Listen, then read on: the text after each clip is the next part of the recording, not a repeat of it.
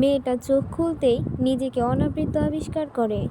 সামনে বসে পৈশাসিকভাবে হাসছে লুইস হেক্টর। হাতে তার একটা ওয়াইনের বোতল। কিছুক্ষণ পর পর সে ওয়াইন গিলে খাচ্ছে বোতল থেকে।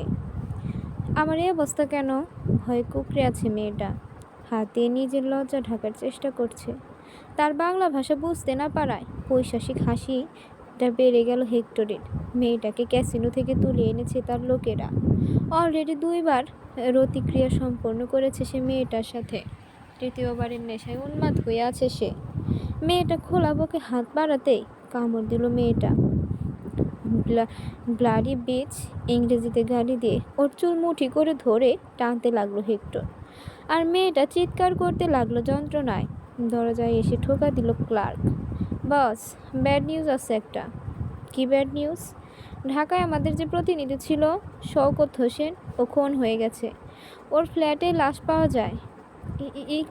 কে খুন করেছে? নিশ্চয়ই ওই আদনান। জানা যায়নি বস। আদনানই হবে।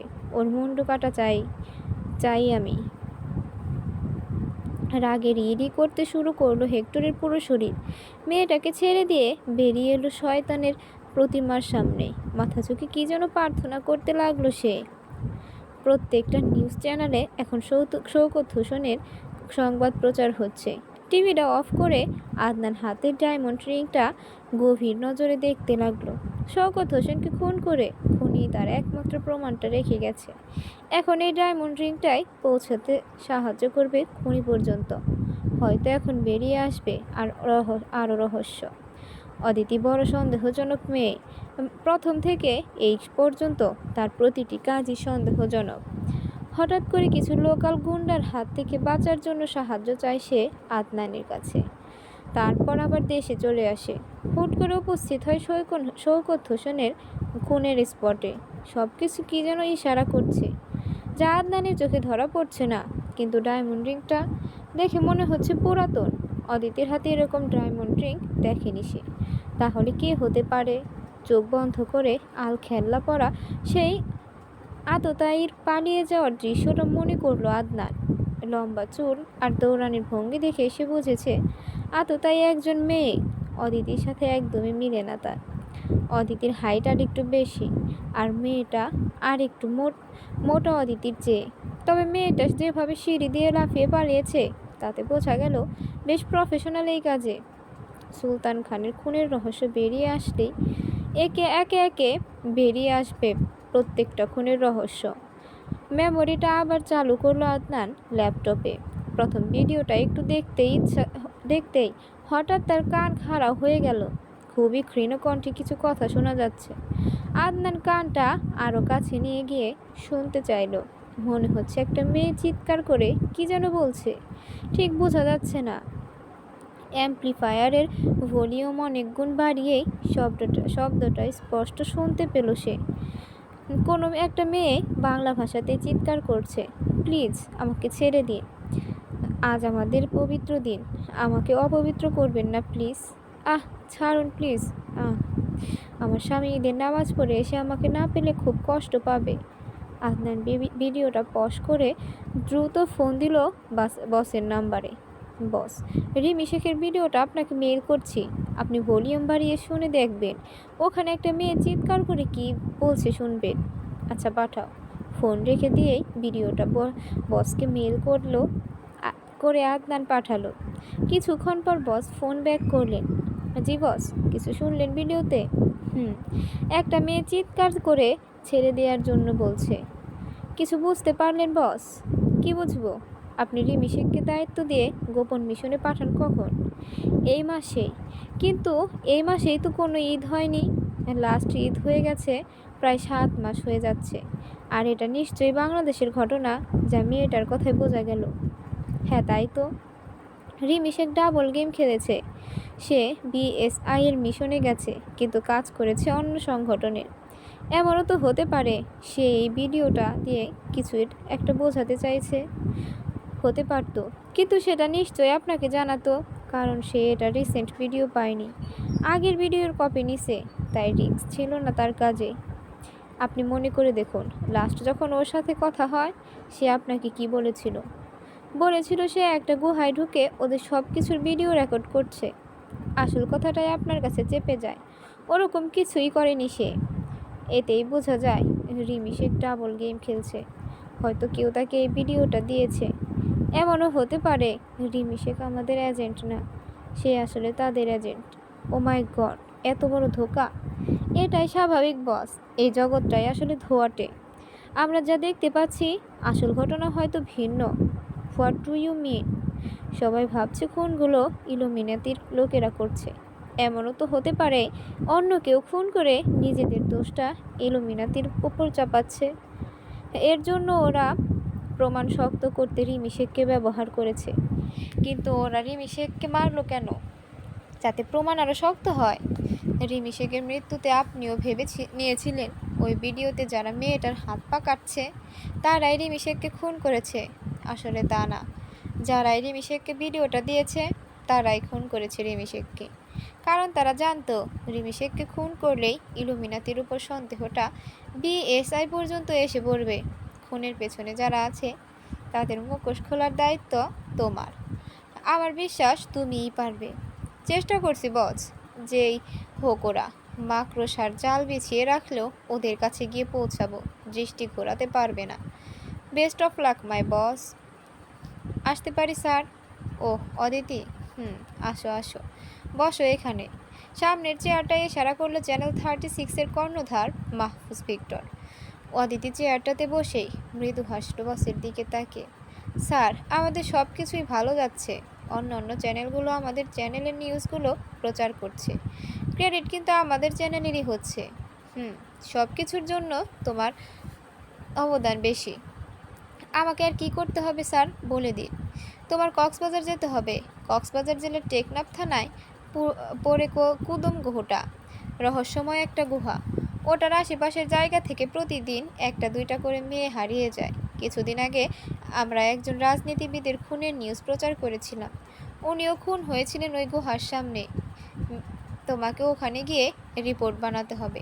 কেন মেয়েগুলো হারিয়ে যাচ্ছে, এর পেছনে কারা? জি বস, আমি চেষ্টা করব। উঠি এখন। যাও। অদিতি উঠে চলে এলো বসের কক্ষ থেকে। হ্যালো। রিজিয়া বলো। ফোনটা কানের সাথে কাঁধ দিয়ে চেপে ধরে জুতার ফিতা বাঁধতে লাগলো আদনান।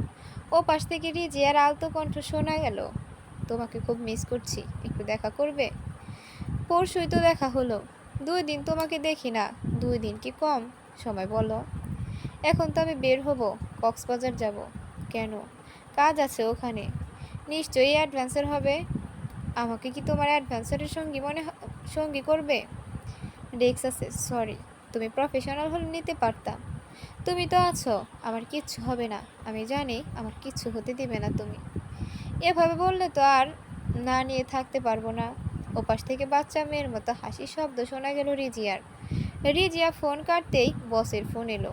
হ্যাঁ বস। আদনান, তুমি কি রেডি? জি বস, একটু পর বের হব। ওখানে আমাদের টেকনাফ শাখার অফিসে যোগাযোগ করবে তুমি। টেকনাফ শাখার অফিস থেকে হিমেলকে সাথে নেবে তোমার। ও তোমাকে কুদুম গুহা পর্যন্ত যেতে সাহায্য করবে। জি বস। ফোন কেটে দিল আদনান। দরজা ধাক্কার শব্দ হলো তখন। আদনান দরজা খুলেই দেখে রুদ্রমূর্তিতে দাঁড়িয়ে আছে সুজাতা। কি হচ্ছে এসব? একা একা যাচ্ছ কক্সবাজার? বসকে আমার নামটা বলতে পারলে না? তুমি গিয়ে কি করবে ওখানে? আমি কি ফ্যামিলি ট্যুরে যাচ্ছি? তার মানে কি আমাকে তোমার ফ্যামিলির কেউ মনে করো? কণ্ঠটা নরম হয়ে এলো এবার সুজাতার। তুমি তো ফ্যামিলিরই। পুরো বিএসআই তো একটা ফ্যামিলি। বসকে ফোন করে এখন আমার কথা বলো, আমিও যাচ্ছি তোমার সাথে। তুমি অনুমতি নিয়ে আসতে পারলে যেতে পারবা। বলতে বলতে ব্যাগ গোছালো আদনান। না, তুমি পারমিশন নাও। বস আমাকে পারমিশন দেবে না। তাহলে কিছু করার নেই। ব্যাগটা কাঁধে নিয়ে বের হয়ে যেতে লাগলো আদনান। যেতে যেতে সুজাতার উদ্দেশ্যে বলল, আমি যতদিন আসবো না আমার রুমটা তুমি ব্যবহার করতে পারো। রাগে গজগজ করতে লাগলো সুজাতা। মুখে যা আসে তাই বলতে লাগলো সে আদনানকে।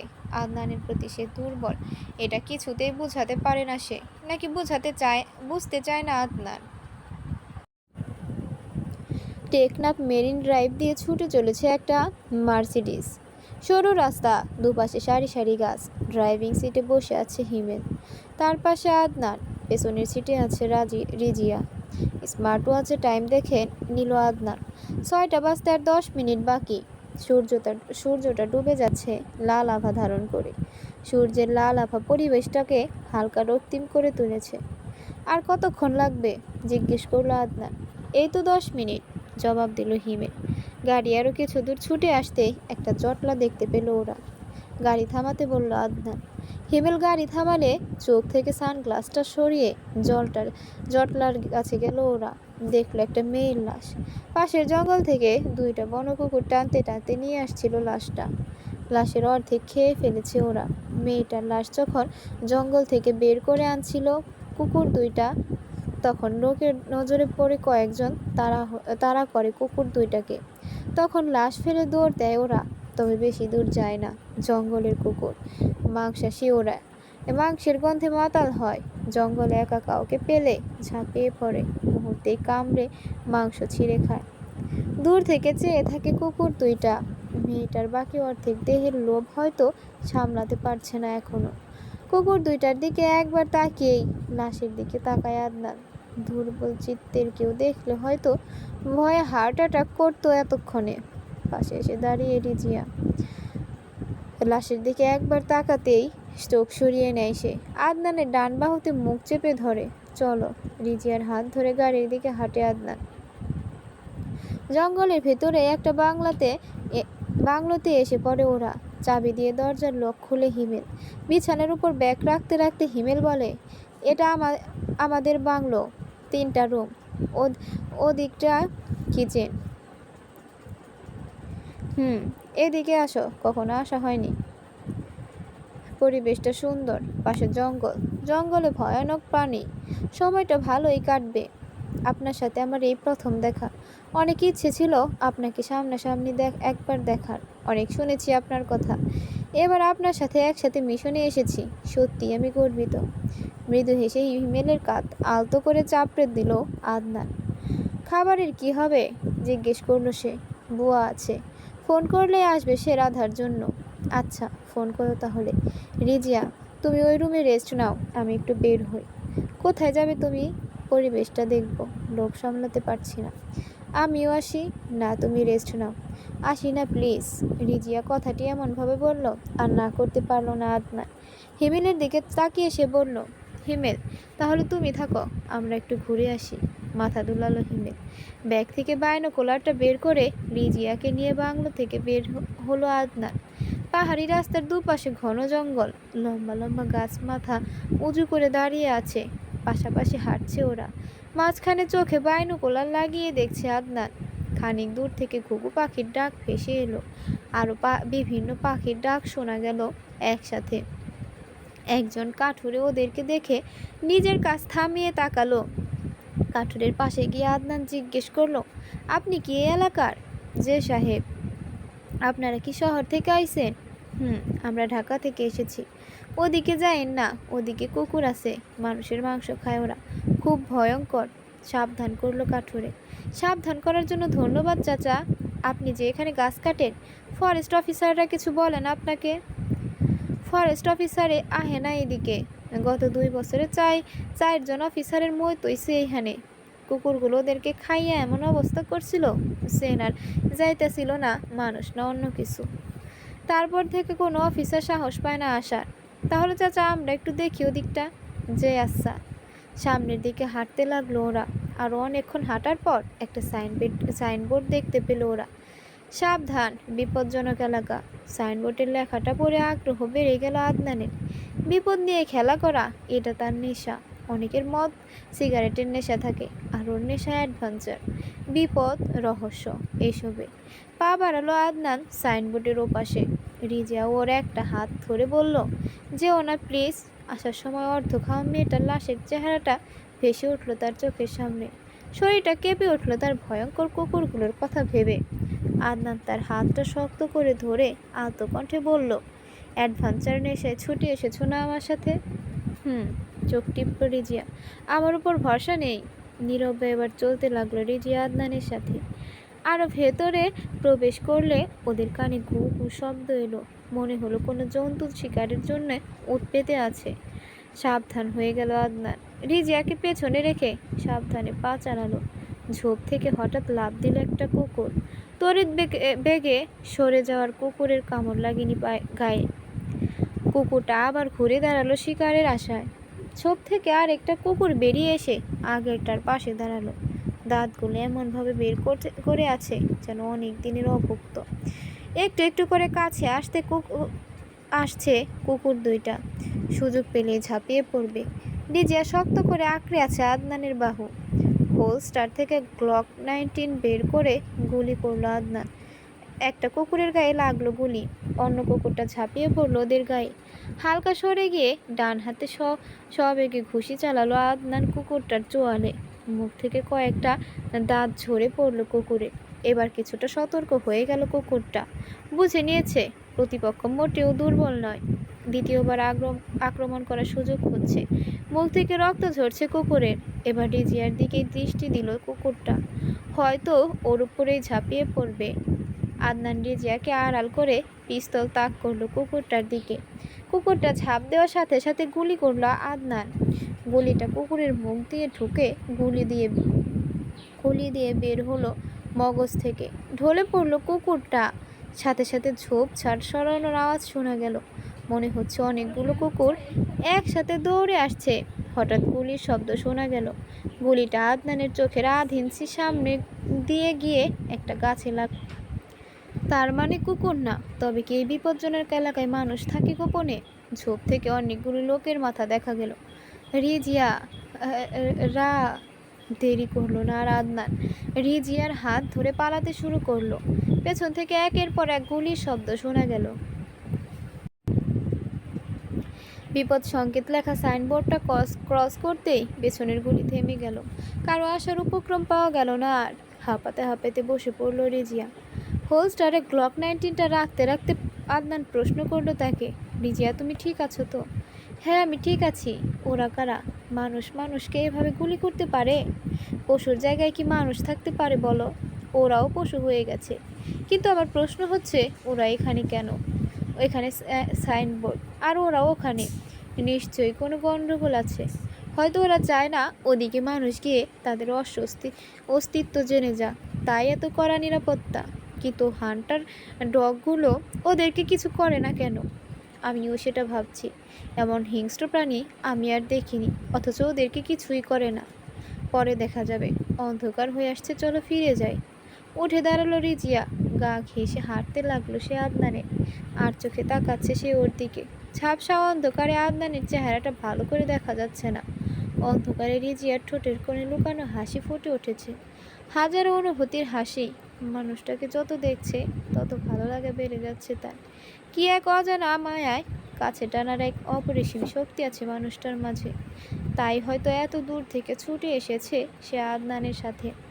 অন্ধকারে ইচ্ছে করে আদনানের আঙুলের সাথে আঙুল ছুঁয়ে দিচ্ছে রিজিয়া। ও রাহুলের ছোঁয়ায় নিজের সারা অস্তিত্বে প্রেমের কম্পন সৃষ্টি হচ্ছে তার। ক্যাসিনোতে পা রাখতেই কেমন যেন ওয়াইনের গন্ধ নাকে এলো আদনানের। এক নজরে পুরো ক্যাসিনোটা দেখে নিল সে। জোয়ার আসা বসেছে এখানে সেখানে। তাকে ঢুকতে দেখে ক্যাসিনোর কয়েকজন অবাক দৃষ্টিতে তাকালো। এক কোনায় বসে আছে ক্যাসিনোর ক্যাশিয়ার। টাকা গুনতে ব্যস্ত সে। ওর দিকে এগিয়ে এলো আদনান। ক্যাশিয়ারকে দেখেই বুঝে গেল সে টাকার প্রতি তার প্রচণ্ড লোভ। এমন পরিবেশে ক্যাসিনো কেন ভাই? ক্যাশিয়ার আদনানের প্রশ্নের জবাব না দিয়ে শুধু একবার চোখ বড় বড় করে তাকালো। তারপর আবার টাকা গুনতে ব্যস্ত হয়ে পড়লো। আদনান বুঝলো টাকা না খসালে পেট থেকে কথা বের হবে না ওর। একটা 500 টাকার নোট সামনে ধরে পড়ল। চলবে। লোকটা একবার নোটটার দিকে তাকালো, আর একবার আদনানের দিকে তাকালো। তারপর হুট করে টাকাটা নিয়ে ভেতরের পকেটে গায়েব করে ফেললো। মুখটা আদনানের কানের কাছে এনে ফিসফিস করে বলল, এটা দিয়ে বেশি কিছু বলা যাবে না কিন্তু। মৃদু হাসলো আদনান। তারপর জিজ্ঞেস করলো, এমন জায়গায় ক্যাসিনো? ব্যাপারটা অন্যরকম লাগছে। আসলে এখানকার মানুষগুলো সহজ সরল।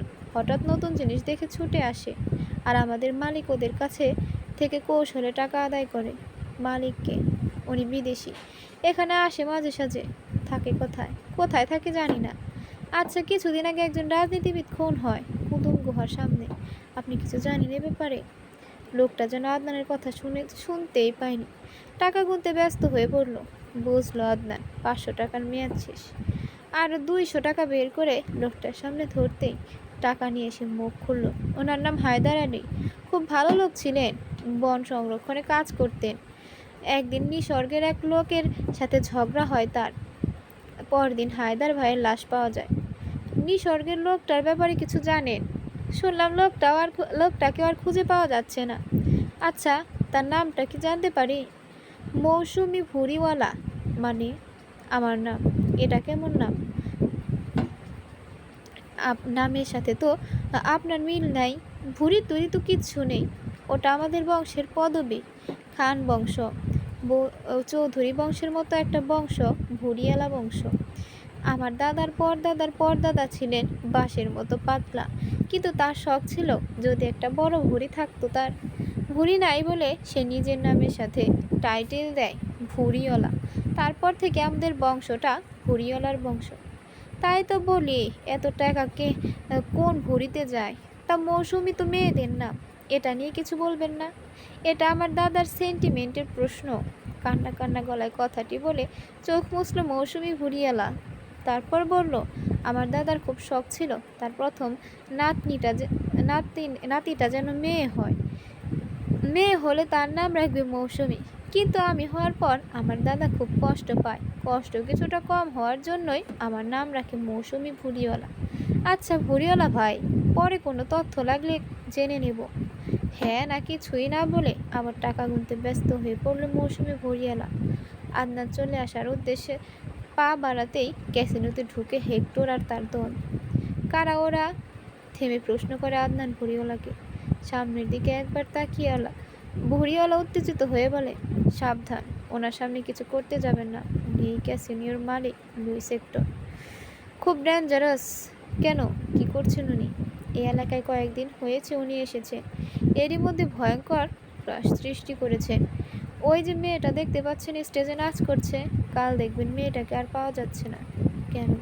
মেয়েগুলোকে তুলে নিয়ে যায়, এরপর কি করে কিছুই জানি না আমি। আইসি। কি যেন ভাবলো আদনান। এগিয়ে গেল স্টেজের দিকে। স্টেজে একটা সুন্দরী মেয়ে নাচছে, তার দিকে তাকিয়ে মৃদু হাসলো সে। মেয়েটাও হাসলো নাচতে নাচতে। লুইস হেক্টর স্টেজ যে উঠলো তখন মেয়েটার পাশে গিয়ে কোমরে হাত রাখলো। মেয়েটা তখন নাচ থামিয়ে ভয়ে কুঁকড়ে গেল। হেক্টর তার ডান হাতের 2টা আঙুল মেয়েটার ঠোঁটে বুলিয়ে চুমু খেতে গেলে থমকে যায়। কাঁধে আরও হাতের স্পর্শ পেয়ে পেছনে ফিরে দেখে একজন সুঠামদেহী যুবক দাঁড়িয়ে আছে। ওর মুখটা তার রুমাল দিয়ে বাঁধা। চোখ থেকে যেন আগুন ঝরছে। সেই চোখের দৃষ্টি সহ্য করার ক্ষমতা নেই হেক্টরের। জোরে খুশি অনুভব করলো হেক্টর তার পেটে। আহ! আর্তনাদ করে স্টেজে পড়ে গেল হেক্টর। সাথে সাথে উঠে পিস্তল বের করে গুলি করতে চাইলে প্রগতিতে যুবক পা চালায় হেক্টরের পিস্তল ধরা হাতে। সিটকে দূরে গিয়ে পড়ে পিস্তল। ডাইভ দিয়ে পিস্তলটা তুলে নেয় যুবক। পেছন থেকে তখন অনেকগুলো গুলির শব্দ শোনা গেল। তাকে লক্ষ্য করে গুলি ছুটছে হেক্টরের লোকেরা। যারা জুয়া খেলায় ব্যস্ত ছিল তারা জুয়া খেলা রাখে পালিয়ে গেল ক্যাসিনো থেকে। একটা টেবিলকে ঢাল হিসেবে নিয়ে নিজেকে রক্ষা করলো যুবক গুলির হাত থেকে। পাল্টা গুলি করতে লাগলো সে। গুলি করতে করতে দরজার দিকে পালানোর পথ তৈরি করলো। চোখের ইশারায় ডাকলো সে মেয়েটাকে। মেয়েটা আসলে তার হাত ধরে ক্ষিপ্রবৃত্তে বেরিয়ে গেল যুবক। রাতে হাত পা ছুটতে লাগলো হেক্টর। ইংরেজিতে গালি দিতে লাগলো সে যুবকের উদ্দেশ্যে। ক্লার্ক, ক্লার্ক, কে এই যুবক? চিৎকার করে উঠল হেক্টর। জানি না। ভয়ে ভয়ে মাথা নিচু করে দাঁড়ালো ক্লার্ক হেক্টরের পাশে। হেক্টর কিছুটা কুঁজো হয়ে আছে। খুশিটা এমনভাবে লেগেছে হয়তো ভেতরের নাড়ি ভুঁড়ি ঠিক জায়গায় থেকে সরে গেছে। খুঁজে বের করো ছেলেটাকে, ওর মরণ আমার হাতেই হবে। ওর আগে গজগজ করতে লাগলো হেক্টর। অন্ধকার পাহাড়ি পথ দিয়ে হাঁটছে আদনান, পাশাপাশি হাঁটছে মেয়েটা। এতক্ষণ কোনো কথা বলেনি মেয়েটা, এবার মুখ খুলল। ধন্যবাদ আপনাকে আমাকে বাঁচানোর জন্য। আপনি জানতেন যে ওই ক্যাসিনোতে যারা নাচতে চায় তাদের আর খুঁজে পাওয়া যায় না, তাহলে গেলেন কেন ওখানে? আমি যাইনি, আমাকে তুলে নিয়ে গেছে ওদের লোকেরা। বাসা কোথায় আপনার? এই তো পাশের এলাকায়। একা যেতে পারবেন? বেশি দূর নয় আর। আচ্ছা, সাবধানে যান। কয়েক পা হেঁটে মেয়েটা আবার থামলো। তারপর ঘুরে জিজ্ঞেস করলো, কে আপনি সুপুরুষ? আমি কি আপনার পরিচয় জানতে পারি? হুম, আদনান। আজই এসেছি এখানে। বিএসআই এর বাংলা চিনেন? ওখানে উঠেছি। ও। মেয়েটা হেঁটে চলে যেতে লাগলো। আদনান বাঁক দিয়ে ঢুকলো জঙ্গলের ভেতর। আর একটু হাঁটলে সামনে পড়বে সাইনবোর্ডটা। ও পাশে বিপজ্জনক এরিয়া। কুকুরের ডাক শোনা যাচ্ছে। খুবই ভয়ঙ্কর ডাক। কিন্তু আদনানকে কাছে টানছে সেই ডাক। ও পাশে কি আছে তাকে দেখতেই হবে। ধীরে ধীরে পা চালাচ্ছে আদনান। পরিবেশটা কেমন যেন ভৌতিক মনে হচ্ছে। একটু পর পর কুকুরগুলো ডেকে উঠছে। স্মার্ট ওয়াচের একটা ছোট বোতাম চাপ দিল আদনান। ওয়াচের স্ক্রিনটা সামনের কয়েক ফুট জায়গা আলোকিত করে তুলল। হঠাৎ দুটো চোখ জ্বলে উঠল সামনে। আদনান বুঝল সামনে শত্রু। চার পায়ে ধীরে ধীরে এগিয়ে আসছে শত্রু। আর একটু কাছে আসতেই সজোরে লাফ দিল হান্টার ডগ। গাছের একটা ডাল ধরে শূন্যে উঠে গেল আদনান। অপর পাশে লাফিয়ে পড়ল কুকুরটা। শিকার মিস হয়েছে বুঝতে পেরে কিছুটা হতাশ দেখালো কুকুরটাকে। ডাল ছেড়ে নিচে নামলো আদনান। মুখোমুখি শিকারি এবং শিকার। কুকুরের জিভ দিয়ে লালা পড়ছে। সামনে শিকার, অথচ কিছুই করতে পারছে না। রাগে হয়তো গু গু করছে কুকুরটা। আবারও সজোরে লাফ দিল শিকারের উপর। একইভাবে আদনান ডাল ধরে শূন্যে উঠে গেল। এভাবে বেশ কয়েকবার একই কাজ করে সে কুকুরটাকে দুর্বল করে দিতে চাইছে। তারপর যখন হাঁপিয়ে উঠল কুকুরটা, তখন সে ধীরে ধীরে এগুলো ওইটার দিকে। কুকুরটা মাথা নিচু করে চলে গেল অন্ধকারে। হয়তো বুঝতে পেরেছে শিকারটা তার চেয়েও বড় শিকারী। আদনানও খুশি। শুধু শুধু একটা প্রাণীর প্রাণ নিতে হতো, তার নিতে হলো না। কিছু পায়ের আওয়াজ শুনতেই খাড়া হয়ে গেল আদনানের কান। স্মার্ট ওয়াচের আলো নিভিয়ে দিল সে বোতাম টিপে। লোকগুলোর পায়ের শব্দে লক্ষ্য করে আস্তে আস্তে ঝোপ সরিয়ে হাঁটতে লাগলো সে। অন্ধকারে কিছুই দেখা যাচ্ছে না। তখন সে পকেট থেকে একটা ব্লিঙ্ক্যাম আই গ্লাস বের করে চোখে দিল। মানুষ যখন আলো থেকে অন্ধকারে আসে, তখন চোখের সকল আলো হারিয়ে গেলেও কিছুটা আলো থেকে যায়, যা দিয়ে মানুষ কল্পনায় দেখে। সেই আলোটুকু এই আই গ্লাসের পাওয়ার। ব্লুটুথের মাধ্যমে আই গ্লাসের সাথে সে তার স্মার্ট ওয়াচের সংযোগ করে নিল। চোখ পড়লে আই গ্লাস সামনে সব কিছুর ভিডিও ধারণ করে, যা স্মার্ট ওয়াচের সাদা একটা স্ক্রিনে ভেসে ওঠে সিসিটিভির মতো। আঙুল দিয়ে স্ক্রল করতেই আদনান স্মার্ট ওয়াচ থেকে টাইমের স্ক্রিনটা সরালো। তখন সাদা একটা স্ক্রিনে ভেসে উঠতে লাগলো সামনে সব কিছু। হাতের তালু দিয়ে স্ক্রিনের আলোটা আটকে রাখলো সে, যাতে প্রতিপক্ষের নজরে না পড়ে। ওরা মোট 7 জন, যারা ক্যাসিনিতে তাকে আক্রমণ করেছিল। ওদের সাথে ওই মেয়েটাকেও দেখা গেল, যাকে সে বাঁচিয়েছে ওদের হাত থেকে। তার মানে মেয়েটা বাসায় পৌঁছাতে পারেনি। তার আগে আবার ওরা খুঁজে নিয়েছে ওকে, তারপর ধরে নিয়ে এসেছে। Oh shit! নিজের উপর বিরক্ত হলো সে। মেয়েটার প্রতি আরেকটু সতর্ক থাকা উচিত ছিল। এখন যেভাবে হোক বাঁচাতে হবে তাকে। কয়েক ফুট সামনে দিয়ে হেঁটে যাচ্ছে ওরা। একদম পেছনের জন ধরে আছে মেয়েটাকে। আদনান সিদ্ধান্ত নিল পেছনের জনকে অ্যাটাক করবে বাকিদের অজান্তে। যখন সে প্রস্তুতি নিল অ্যাটাক করার, তখনই পেছনে ফোঁস ফোঁস শব্দ শোনা গেল। পেছনে ঘুরতে ওয়াচের স্ক্রিনে ভেসে উঠল বড় একটা হান্টার ডগ। ও মাই গড! এখন এটাকে সামলাতে হবে। কয়েক মুহূর্ত অপেক্ষা করলো আদনান, যাতে হেক্টরের দল কিছুটা দূরে যায়। তারপর বোতাম টিপে স্মার্ট ওয়াচের আলো বাড়ালো। কুকুরটা এতক্ষণ ভদ্র ছিল, আলো বাড়তেই হিংস্র হয়ে উঠল। যেন এতক্ষণ কনফিউশনে ছিল সামনেটা আসলে শিকার নাকি কোনো গাছ। দাঁতে দাঁত ঘষতে লাগলো কুকুরটা। যখনই লাফ দিল ওটা আদনানের উপর, হালকা সরে গিয়ে খপ করে ধরল সে কুকুরের পেছনের পা দুটো। কুকুরটা তার হাতে কামড় দিতে চাইলে শূন্য ঘোরাতে লাগলো সে কুকুরটাকে। কয়েক পা ঘোরানোর পর সজোরে আঘাত করলো কুকুরটাকে একটা বড় গাছের সাথে। শুধু একবার আর্তনাদ করার সুযোগ পেল কুকুরটা, তারপর চুপ হয়ে গেল। কিন্তু কুকুরের আর্তনাদে হেক্টরের লোকেরা থমকে দাঁড়ালো। সাথে সাথে ওয়াচের আলো নিভিয়ে দিল আদনান। হেক্টরের লোকেরা কিছুক্ষণ দাঁড়িয়ে কি যেন ভেবে আবার চলে যেতে লাগলো। আলো বাড়ালো আদনান। মৃত কুকুরটা পাশে পড়ে আছে, গাছের সাথে মাথা লাগায় থেতলে গেছে মাথাটা, রক্ত বের হচ্ছে ওখান থেকে। মনে মনে কুকুরটার জন্য আফসোস করলো আদনান। কেন শুধু শুধু মরতে এলি? সময় ব্যয় করলো না সে আর মৃত কুকুরটার পাশে। সাবধান এগিয়ে যেতে লাগলো হেক্টরের দলের দিকে। হাত বাড়লেই ছুঁতে পারবে পেছনের লোকটাকে। সম্পূর্ণ প্রস্তুতি নিল সে আঘাত করার জন্য। ক্ষিপ্ততার সাথে এক হাতে লোকটার মুখ চেপে ধরে, অন্য হাতে মাথা চেপে ধরে লোক ঘাড়টা মটকে দিল। 3 সেকেন্ড লাগলো লোকটাকে শেষ করতে। লোকটার বডিটা নিচে রাখতে রাখতে সে মেয়েটাকে সাবধান করলো ফিস ফিস করে, ডোন্ট শাউট, আমি আদনান। আদনানের কণ্ঠ শুনেই হয়তো মেয়েটার প্রাণে পানি এসেছে। কাঁদতে কাঁদতে অন্ধকারে জড়িয়ে ধরলো সে আদনানকে। আদনান তাকে শান্ত হতে বলে বলল, এখন কেঁদো না, আমাদের আরও অনেক কাজ বাকি আছে। কান্না থামিয়ে চোখ মুছল মেয়েটা। আদনান লাশটাকে টেনে নিয়ে গিয়ে ঝোপের আড়ালে ফেললো।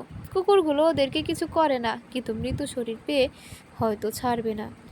সামনের কিছু দূর ওদের পিছু নিয়ে হাঁটতে একটা আলো চোখে পড়লো আদনানের। আলোটা একটা বিল্ডিং থেকেই আসছে।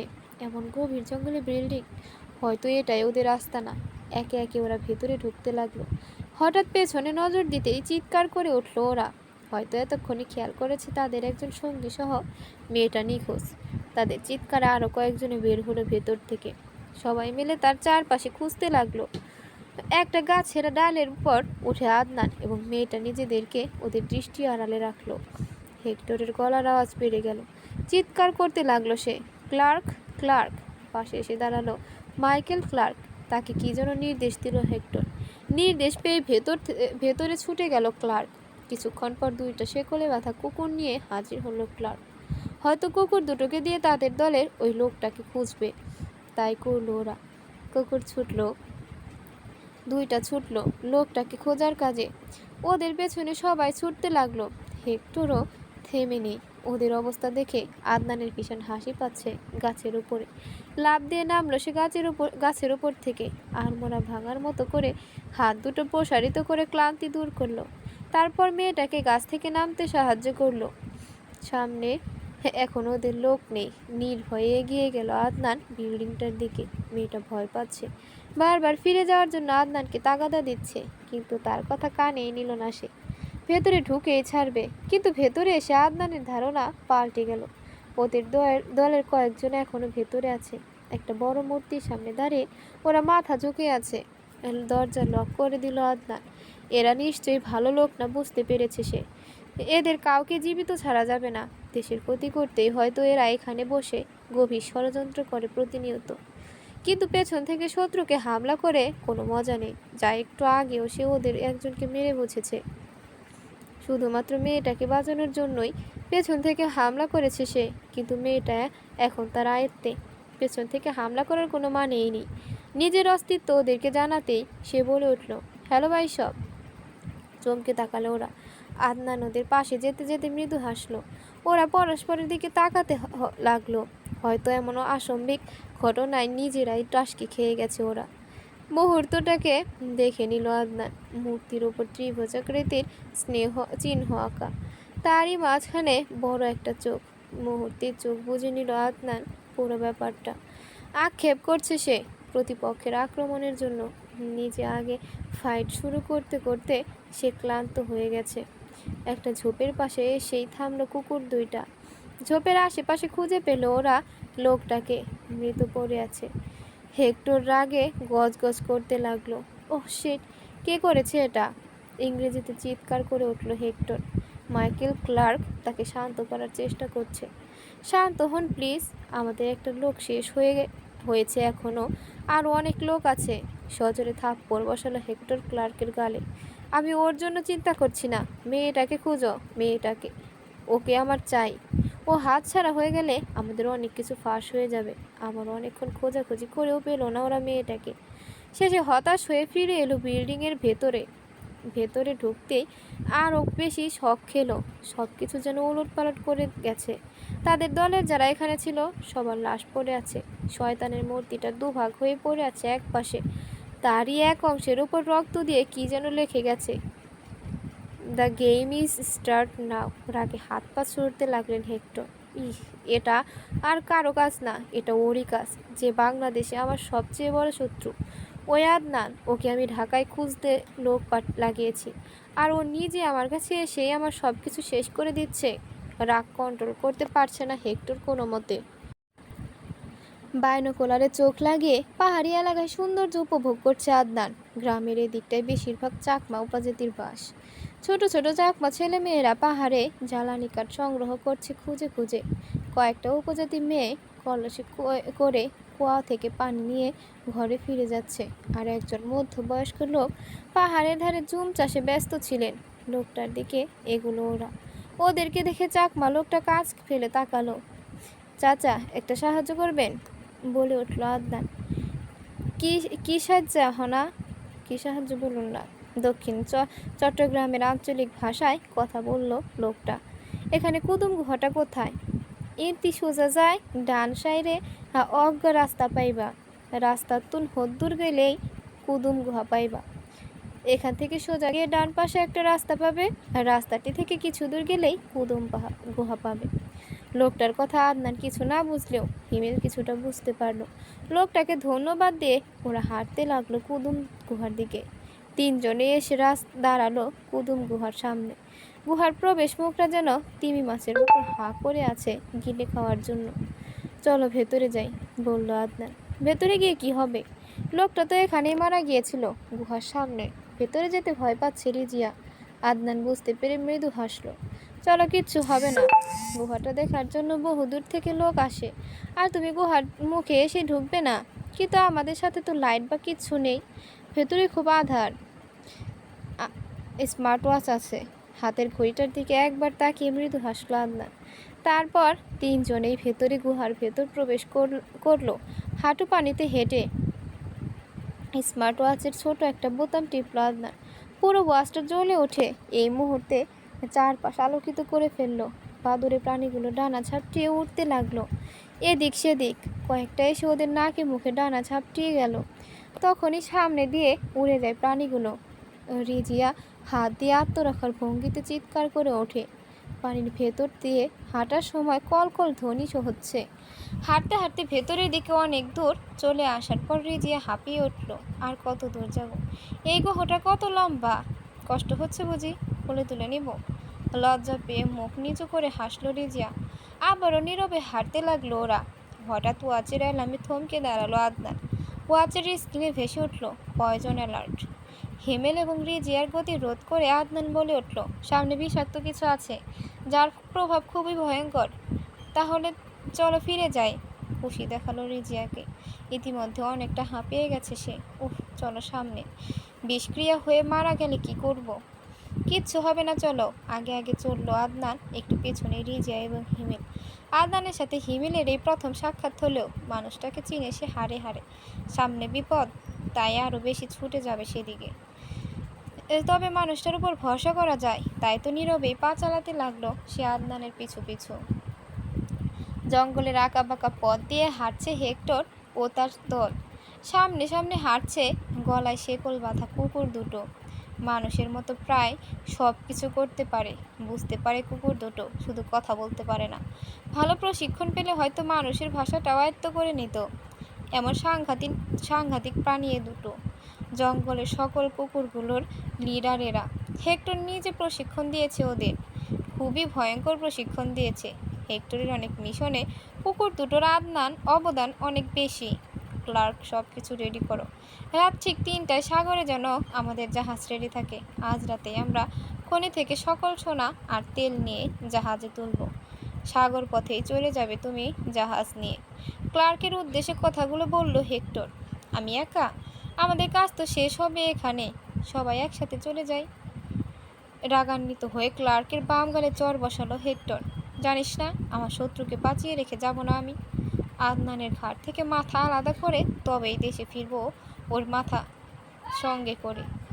ওর সাথে লড়তে গিয়ে নিজের মাথাটা যেন হারিয়ে না ফেলে।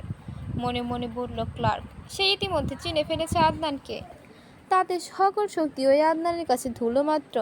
আর চোখে একবার হেক্টরের রাগান্বিত চেহারাটা দেখে নিয়ে মুখ নিচু করে ফেলল ক্লার্ক।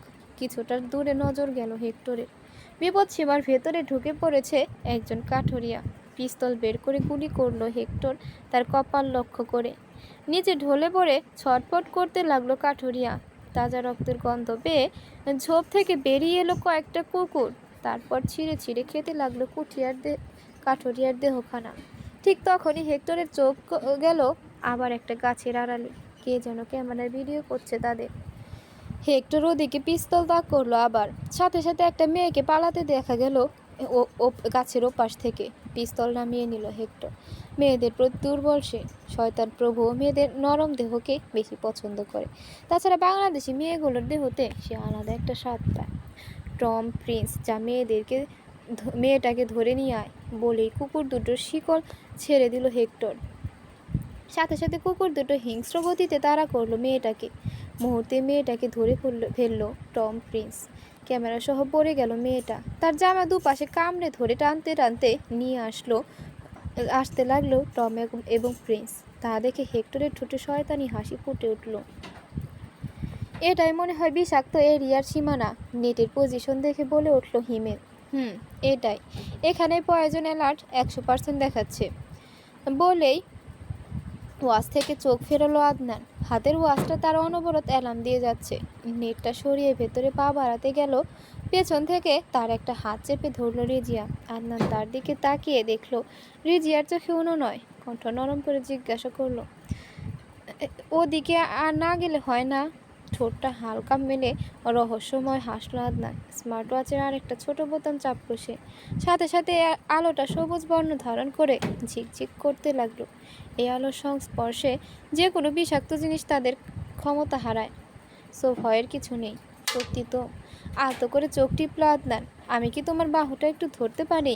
হ্যাঁ সূচক মাথায় নাড়ালো আদনান। মৃদু হেসে আদনানের বাহু শক্ত করে ধরল রিজিয়া। তারপর তিনজনেই নেটের ভেতরে গেল। হঠাৎ বাদুড়ে প্রাণীগুলো ডানা ঝাপটিয়ে চিৎকার বাড়িয়ে দিল। উঠতে উঠতে নিশ্চিত হয়ে পড়ে যেতে লাগলো নিচের পানির উপর। এই প্রাণীগুলোর শরীরেই বিষ ছিল বুঝতে পারলো আদনান। পানির এক ধারে ভাসতে দেখা গেল কয়েকটা কঙ্কালকে। কঙ্কাল দেখে ভয় পেয়ে গেল রিজিয়া। এগুলো কাদের কঙ্কাল? ভয়ে চিৎকার করে উঠল সে। প্রাণীগুলো হয়তো মরা মানুষের মাংস খেয়ে বাঁচত। দেখো এখনো কয়েকটা প্রাণী মানুষের মাংস খাচ্ছে। কিছুটা দূরে একটা লাশের দিকে ইশারা করলো আদনান। লাশটা শরীরের প্রায় মাংস খাওয়া শেষ। কিন্তু কারা করেছে এসব? এখানকার মানুষ কিছু বলে না কেন? হিমেলের কণ্ঠটাও কেঁপে উঠল এসব দেখে। এখানকার মানুষ হয়তো জানে না এসব, হয়তো প্রাণীগুলোর ভয়ে এদিকে আসে না। কিন্তু কারা এসব করেছে? এখানে এসব করে তারা কি উদ্দেশ্য হাসিল করতে চায়? চিন্তিত দেখালো আদনানকে। নিচের ঠোঁটটা আলতো করে কামড়ে ধরলো সে। বনের কুকুর আর গুহার এই প্রাণীগুলোর কোথাও একটা মিল আছে। আচ্ছা এইসবও হেক্টর করছে না তো? যদি তাই হয় গুহার এইখানেই তার কি উদ্দেশ্য থাকতে পারে? চিন্তিত অবস্থায় সামনের দিকে পা বাড়ালো আদনান। তার একটা বাহু শক্ত করে ধরে আছে রিজিয়া। তার পাশে হিমেল। চারপাশ অবাক দৃষ্টিতে দেখছে সে। সামনে আর একটা নেটের পর্দা দেখা যাচ্ছে। ওটার দিকে এগুলো তিনজন।